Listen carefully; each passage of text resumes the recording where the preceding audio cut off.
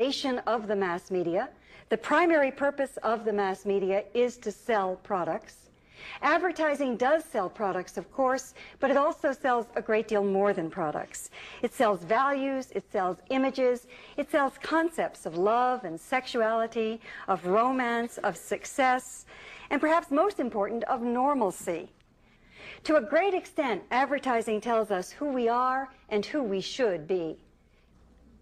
What does advertising tell us today about women? It tells us, just as it did 10 and 20 and 30 years ago, that what's most important about women is how we look. The first thing the advertisers do is surround us with the image of ideal female beauty, so we all learn how important it is for a woman to be beautiful and exactly what it takes. Women learn from a very early age that we must spend enormous amounts of time, energy, and above all, money, striving to achieve this ideal and feeling ashamed and guilty when we fail. And failure is inevitable because the ideal is based on absolute flawlessness. She never has any lines or wrinkles. She certainly has no scars or blemishes. Indeed, she has no pores. And yet we all learn very early on that our breasts are never okay the way they are. Your breasts may be too big, too saggy, too pert, too flat, too full, too far apart, too close together, too A-cup, too lopsided, too jiggly, too pale, too padded, too pointy, too pendulous, or just too mosquito bites. But with depth styling products, at least you can have your hair the way you want it. Men's bodies are rarely dismembered in advertising, more than they used to be. But this ad was so shocking that the ad itself got national media coverage. Reporters called me up from all around the country and said, "Look, they're doing the same thing to men they've always done to women." Well, not quite.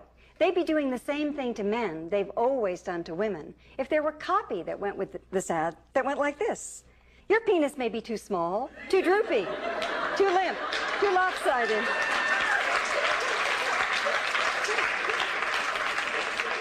Too narrow, too fat, too jiggly,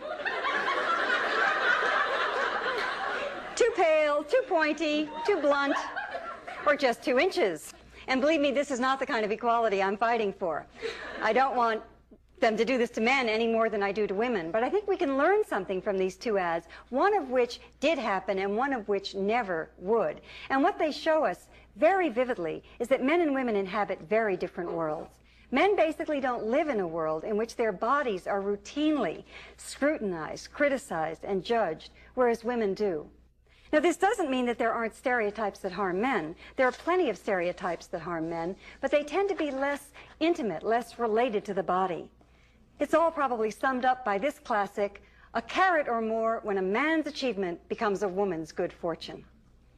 So the idea that women are just gold diggers, as in this Winston ad featuring this old man and young bride, "She's after my money, like I care." A much more serious problem for men is that masculinity is so often linked with violence, with brutality, with ruthlessness. Boys grow up in a culture in which men are constantly shown as perpetrators of violence. And talking, communicating, is so often seen in our culture as a weakness in men.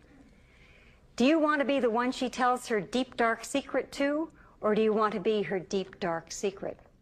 Well, there's no question, of course, but that men should aspire to be the deep, dark secret. The body language of girls and young women is usually passive, vulnerable, get used, and very different from the body language of boys and men. So we have women typically posed like this, and men like this. A woman like this, a man like this.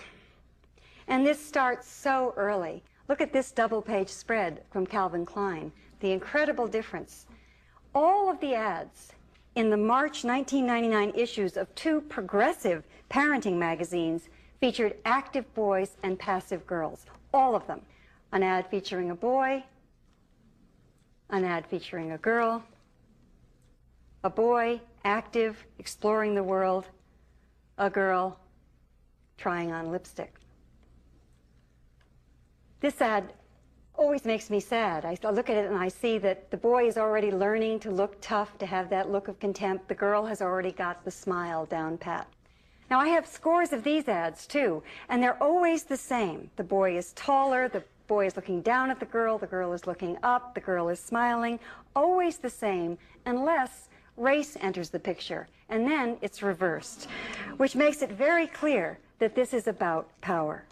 And women's bodies are still, in fact, perhaps more than ever, turned into objects, into things. And of course, this has very serious consequences. For one thing, it creates a climate in which there's widespread and increasing violence against women. Here she's become the bottle of alcohol with a label branded on her stomach. Now, I'm not at all saying that an ad like this directly causes violence. It's not that simple. But it is part of a cultural climate in which women are seen as things, as objects. And certainly turning a human being into a thing is almost always the first step toward justifying violence against that person. We see this with racism, we see it with homophobia. It's always the same process. We think of the person as less than human, and violence becomes inevitable. Now, this is a problem for all women, of course, but particularly women of color, who are often literally shown as animals, dressed in leopard skins, in animal prints. Over and over again, the real message is not fully human. And there seems to be more of this than ever before. More ads that imply that women want to be forced to have sex. An ad for a perfume called Fetish, and the copy says, "Apply generously to your neck so he can smell the scent as you shake your head no." Making it very clear that we don't mean it when we say no, that she's, again, asking for it. We need to get involved in whatever way moves us to change not just the ads, but these attitudes that run so deep in our culture and that affect each one of us so deeply, whether we're conscious of it or not.